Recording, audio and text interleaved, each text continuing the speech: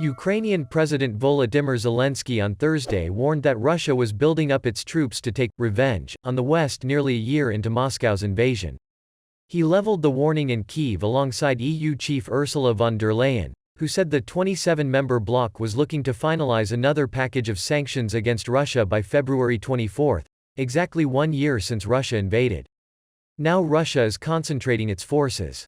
We all know that. It is preparing to try to take revenge, not only against Ukraine, but against a free Europe and the free world, Zelensky told a joint press conference with von der Leyen. In Russia, President Vladimir Putin arrived in the southern city of Volgograd for commemorations to mark the 80th anniversary of the Soviet Union's victory over Nazi Germany in Stalingrad.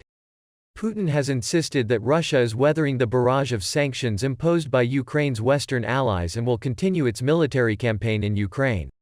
But von der Leyen said existing sanctions were already eroding Russia's economy, throwing it back by a generation, and estimated that an existing oil price cap alone is costing Moscow around €160 million every day.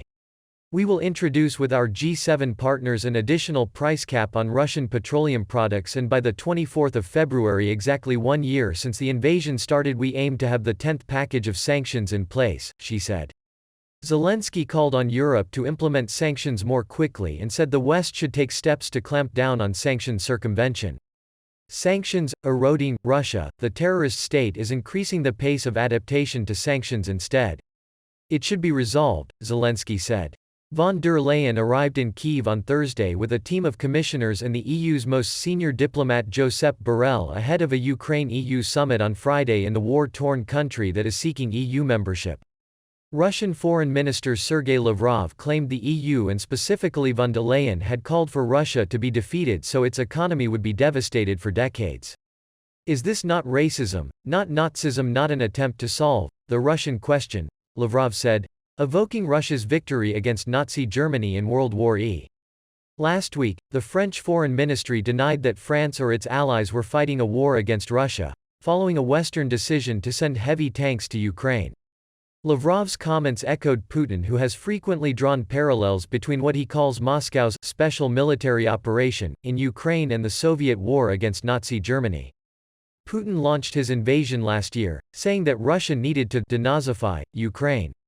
Von der Leyen's trip comes 1 day after Kyiv raided homes of an oligarch and public officials as part of efforts to appease Western concerns about graft in the wake of public embezzlement probes. I'm comforted to see that your anti-corruption bodies are on alert and effective in detecting corruption cases, von der Leyen said. How can I leave? Kyiv this week launched coordinated searches of residences linked to divisive oligarch Igor Kolomoisky and a former interior minister, as well as tax offices in the capital. On the front line, Russian forces are pressing Ukrainian troops in the eastern Donetsk region, now the epicenter of fighting. Moscow has been trying to seize control of Bakhmut in the industrial region for months in what has become the longest and bloodiest battle of the invasion. Residents who remain in the war-scarred town told AFP they will not budge if the Russians arrive. How could I leave? Said 75-year-old Natalia Shevchenko. She said she spends so much time sheltering from bombardments in her basement that she feels like a mole as she steps out into the light and her eyes adjust. Russian forces have also been shelling the southern region of Kherson, after withdrawing its forces from the region's main city last year. A 44-year-old woman was killed by Russian shelling of a residential building in a village in the Black Sea region on Thursday, local officials said.